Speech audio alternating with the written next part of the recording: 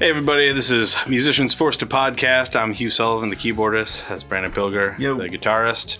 And we're the only two here today, so there's no one behind the camera, but that's fine, because I'm the video guy. And speaking of that, today I figured we'd talk about music videos, because I feel like we are a lot more video focused than a lot of bands, just because there's a video person in the band. That's what I do for a living, so I'm like, I mean, why not take advantage? So absolutely, especially if you're willing to do all the work. Exactly. Yeah. So we take advantage of you a lot. Mm-hmm. It was funny to hear when we first signed the record deal, and the producer sent us like some audio of a meeting that his team had about us. Oh yeah. They like looked at all of our marketing materials and stuff, and they were kind of talking about us and saying, what can we do with this band? And one of the things they said was like, man, their social media is very video heavy, not a lot of photos. And I was just like, that's because I'm just like, they said it's backwards. Yeah. From what most bands are. Like, they have like great video and not great photos. Yeah. Because I'm like, we don't really spend a lot of time taking photos, and, you know, until we had like photo shoots or whatever, we didn't really do that.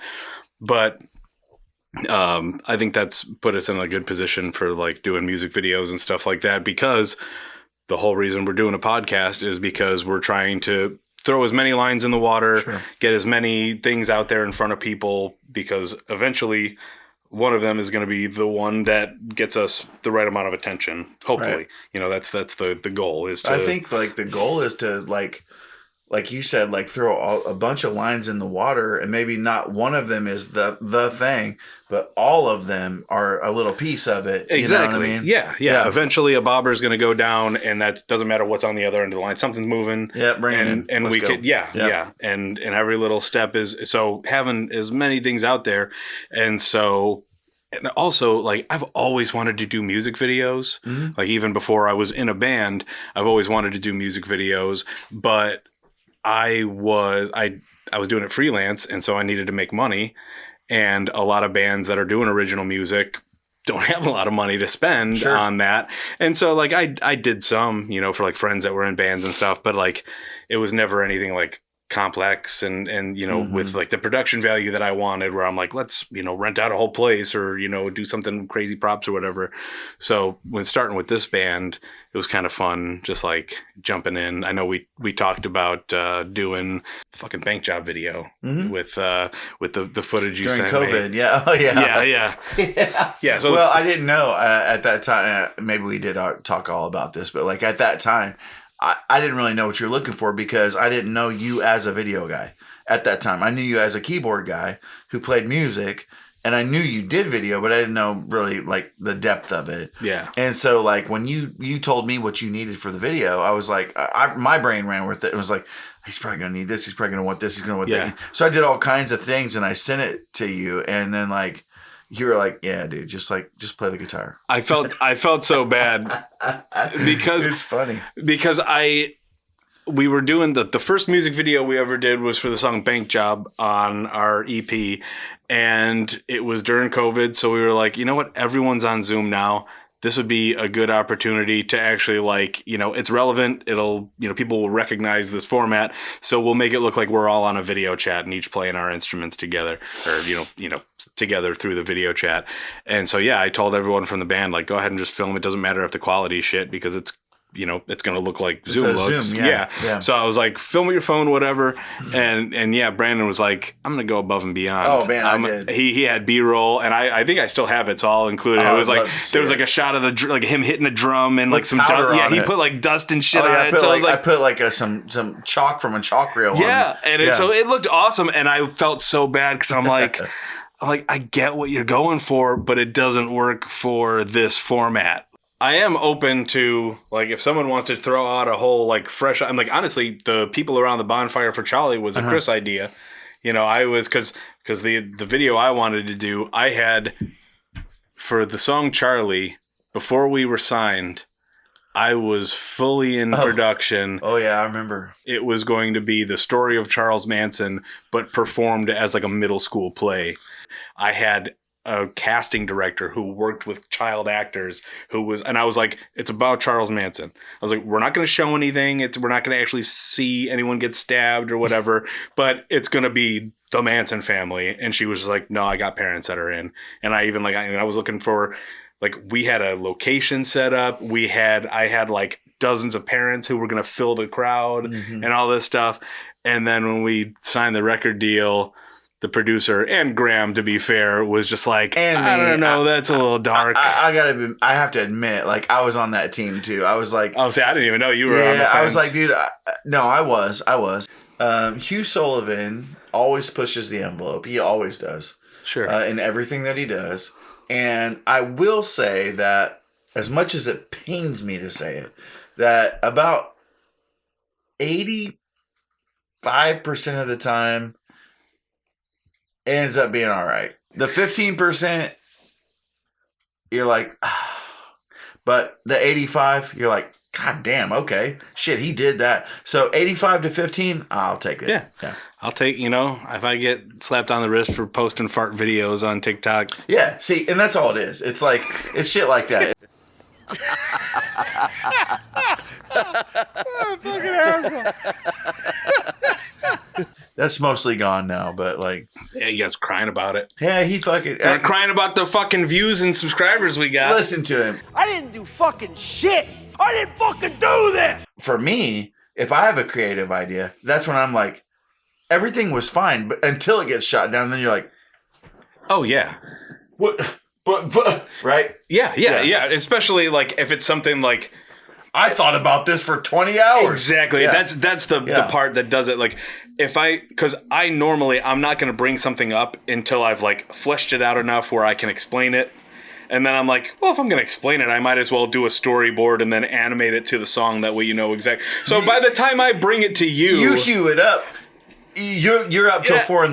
doing all this stuff. Yeah. And so when I bring it to you, it's not just like, oh, I know. Oh, I had an idea. I know. I've put so much into it. So then when it gets to I don't know if I like that. I'm just like, that's fine.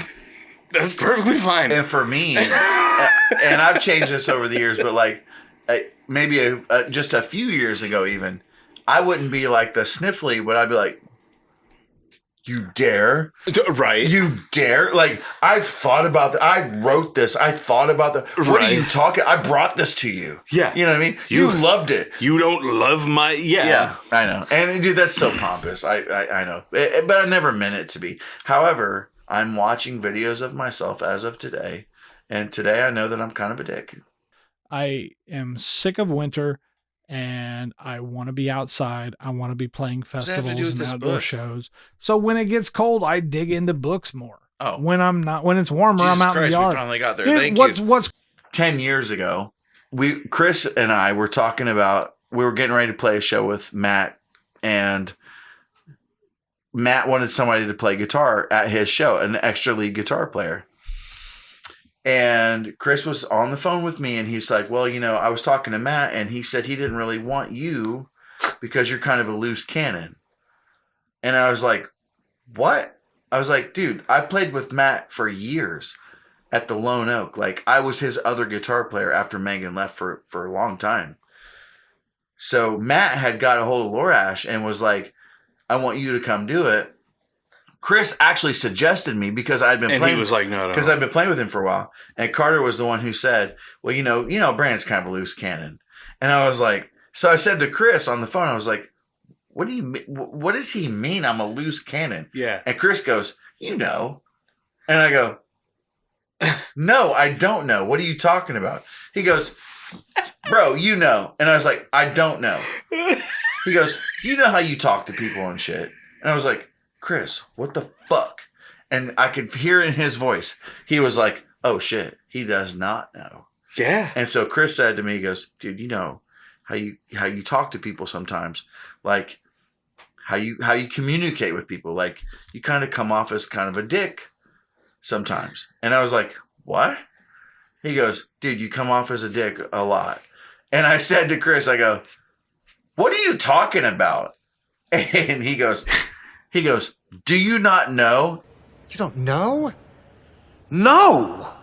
And I was like, I said, No. You're having this epiphany, like, what? No, I was Everyone really... thinks I'm mean. I was really having an epiphany. And I was like, I don't know what you're talking about. He goes, dude, you come off like a dick a lot. Like, he goes, bro, I love you. You're my fucking guy. Like, we're bros. Like, we've been bros for since we were little kids.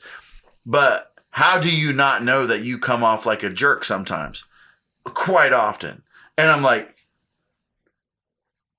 I was dumbfounded. And when he told me this story for the first time, I was just like, I had an epiphany because I was like, you don't know. Dude. Because, again, I didn't think you were a dick because I knew you, but I was just like, you just have a very just blunt way of talking to people, and you don't realize how it comes off because one of your catchphrases, we were talking about Grahamisms on the other episode, my top Brandonism is, I don't know what you're talking about. That's like what the first thing that I recognized. But to me, that's okay. Yeah, but it comes off as like, what the fuck are you telling me, right? See, like that's how it sounds coming out of you, you know? It's like, You're not like, wait, what? I don't remember that. It comes off as like, I don't know what the fuck you're telling me right now. Like, that's how it feels. Yeah, that's how it like feels. Right. There's it's like his eyebrows. Yeah, you can't hide it. Actually, get out of our peripheral. Look. We're not going to hear you, and it's going to fuck everything up. Sorry. Oh, sorry. Well, if we're Mikey talking to Mikey you has during the episode. most animated face ever. And dude, when he got a lot of power in the eyebrows. Even when he's just confused about something, his eyebrows are like. Are you talking about? And then you're like, the first song we that. You're talking the first show we ever did. Yeah. Yeah, we had the first show. We've been together for 2 years at that point. Now, the last couple of years, I'm like, it ain't just Chris. It's like other friends of mine are like telling me this shit too. It's like now we're like in our 40s and like people are finally comfortable enough to say the shit to me. Yeah. So now I'm having to come to terms with it. And I'm like, God damn, like people really think that I am a dick or I come off like a dick. But then the people telling me this are like really close friends who are saying this. And I'm like, but they're my really close friends. And so like, why would you be my really close friend if I'm a jerk? And then I'm like, oh, well, it's because they see past it. It's like, they're like, no. They are your close friend because they don't hold on to that. I know shit. It's not on purpose. Yeah. You know, that's so crazy. Dude, I used to tell Laura Ash back in the day, I used to tell him like, people don't like truth. They don't want to hear truth. And people get mad at me for saying truth, you know? Sure. There's some truth to that. Also, I'm a little abrasive. I get it.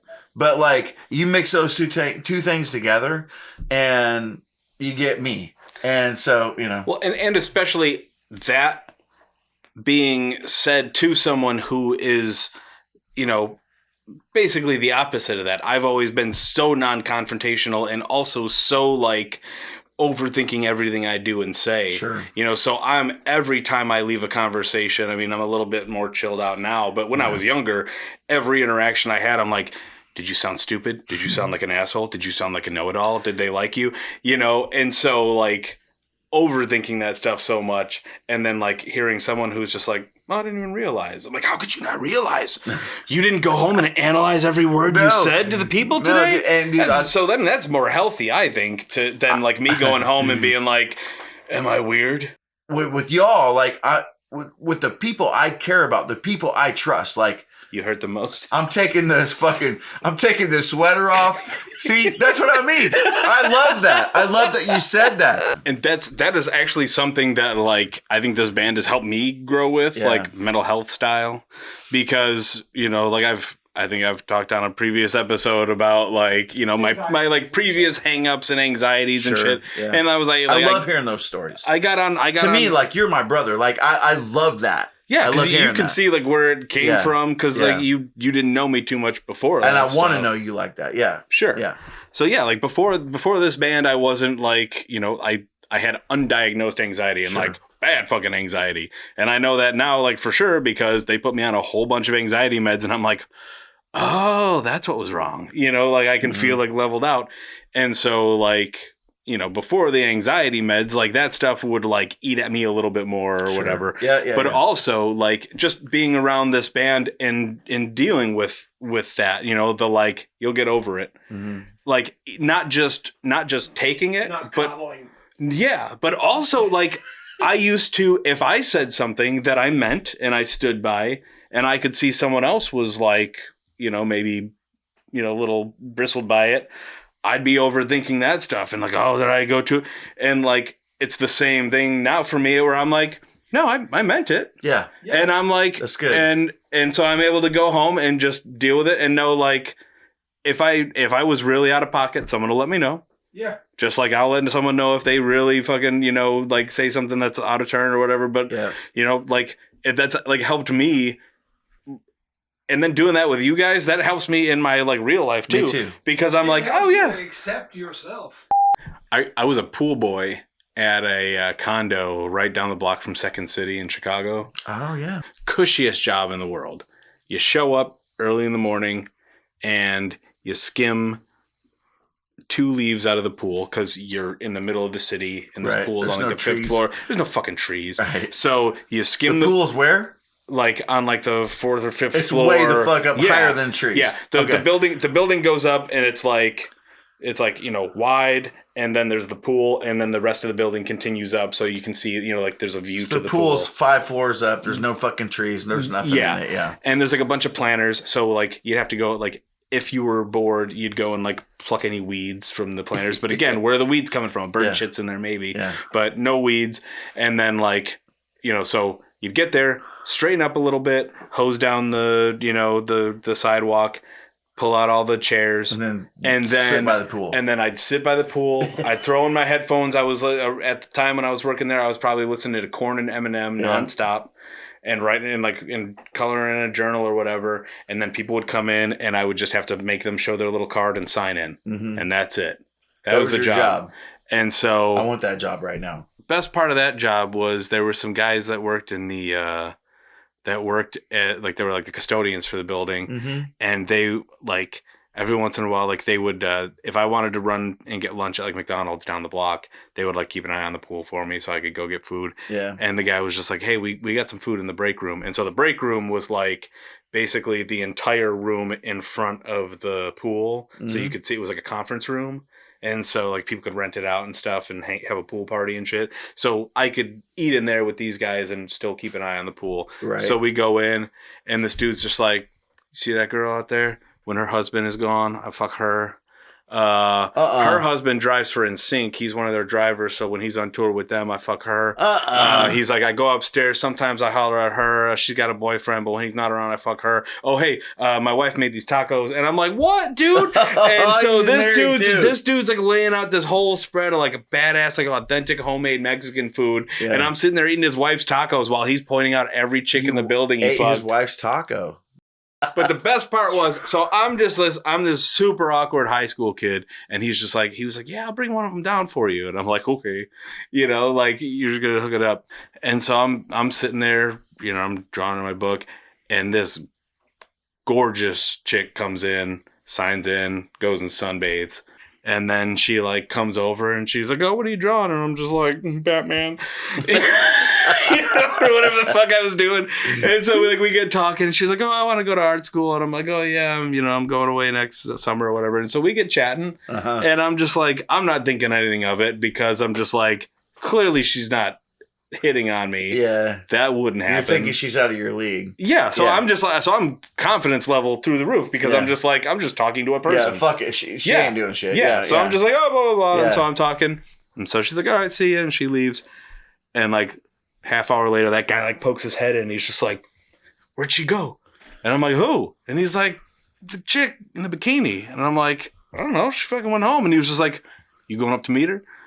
And I was like, what are you talking about? And he goes, I brought her down for you. Oh. He like went upstairs and was like, hey, I need you to, why don't you go show my friend a good time? I've been like, you could have told me. Yeah. I was just like, what do you mean? And he was just like, yeah, you were supposed to tell her, like, hey, what's up? Go upstairs. You didn't fucking tell me shit, bro. Yeah. Yeah. Yeah, he was like, you were supposed to tell her to go upstairs, make some coffee. She loves coffee. And I'm like, go get her again. And bro, he's like, you could have fucking said she likes coffee. Yeah. And that you brought her down here for me. He told me, I'll get you one. And then a week later, she shows up, and I'm not like sitting there like waiting, like, all right, when's this magic woman coming through? You know, like I thought that was just a passing, like, hey, someday he was maybe just I'll bullshitting you. Yeah, I was just like, oh, he's talking, and he literally was just like, where'd she go? You let her leave without getting her number? I found you one. Yeah, he was like, I literally brought her down for you, and I'm like, what do you mean for me? And he's just like, yeah, and I'm just like, oh, I messed up. This is the biggest mistake of my life. That's probably terrible for your psychology. Anyway, so that's Musicians Force the Podcast. This is Hugh Sullivan, our producer, who is now sitting over here. He's not behind the camera. Mikey Shoneman is over there. You can't see him, but he did join us today. And I think that wraps it up for today, right? Yes. Is that good? We covered a lot of good stuff today. Smash the button. I don't know what button it is, but smash it. And we'll see which one to smash. Smash that shit. It's Woo! Okay, bye.